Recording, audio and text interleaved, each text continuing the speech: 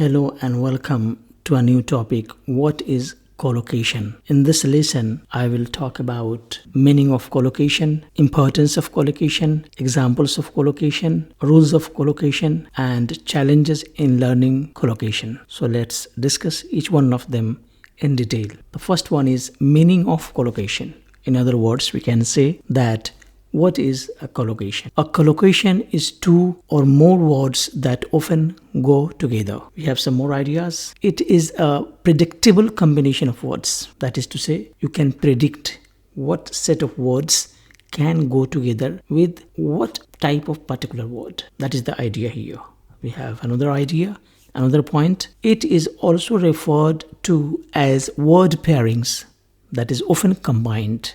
We continue. In fact, words within a collocation are like married couple, ever united and emotionally connected.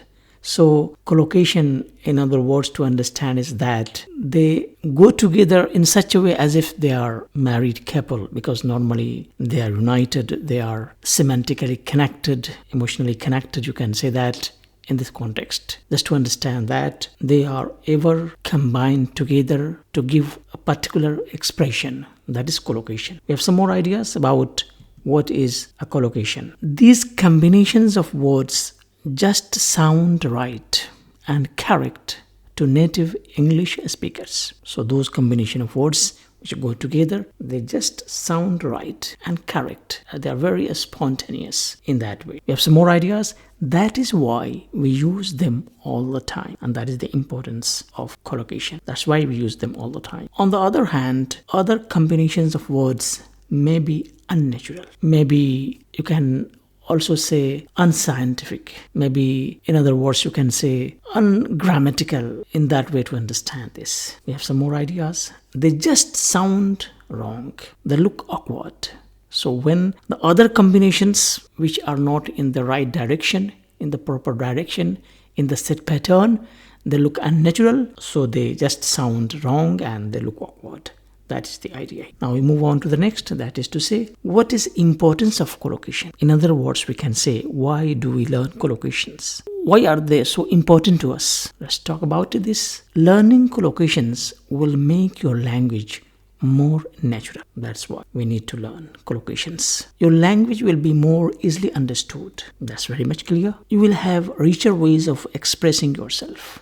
These are some of the important reasons why should we learn collocations. We have some more ideas. What is importance of collocation? It is easier for our brains to remember and use language in chunks or in blocks. We have some more ideas in this connection. Collocations provide a shortcut to accuracy of language. They give you a perfect expression of an idea. You need not wander here and there. Collocations play that role in this context. Collocations help you learn language as if it were one piece of expression, one piece of idea, and they seem very effective when you use them in writing or in a speech. Continue our discussion. Examples of collocations. Let's see. Fast train. This expression can be accepted as one chunk of language, as one block of language.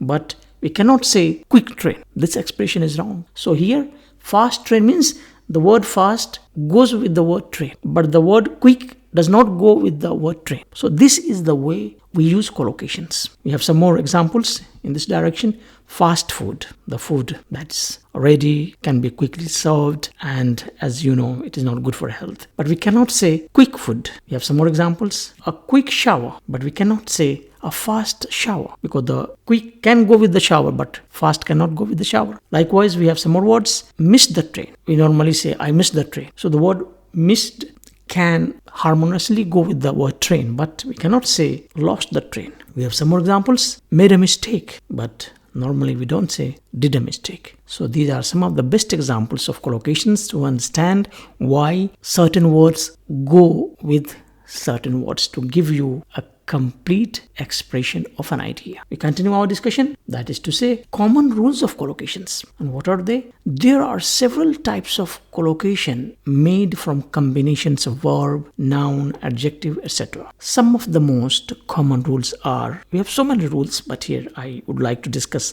the most common ones so that you understand how collocations can be learned through these rules. So the first one is adverb plus adjective. We have the example, fully aware. The word fully is adverb and aware is adjective. So fully aware is a very beautiful collocation.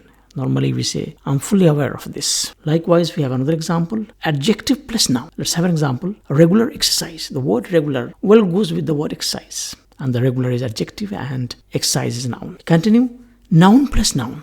This combination also helps you make collocations. What is that? Ceasefire agreement. Very beautiful example. Normally we use this word with agreement. Likewise, we have noun plus verb. Noun plus verb. And we have the example like bomb went off. We have some more examples. Verb plus noun, make progress. And the last one is verb plus adverb. We have the example, whispered softly. So these are some of the most common rules or patterns through which we can learn how to memorize collocations, how to learn collocations, because they are very important to us in our expression of writing or speech. We continue our discussion, that is to say, challenges in learning collocations. We have some challenges. Sometimes there are difficulties, there are problems, there are some tips and tricks we have to. So there are no fixed and definite rules for collocations. In fact, for collocations, we don't have any definite rule or any fixed rule that you can follow and you can learn. They are just combinations of words that harmoniously go together. And to understand this, you should treat collocations as a single blocks of language, as a single expression of an idea. And as a learner, you should develop a knack. You should develop a sort of,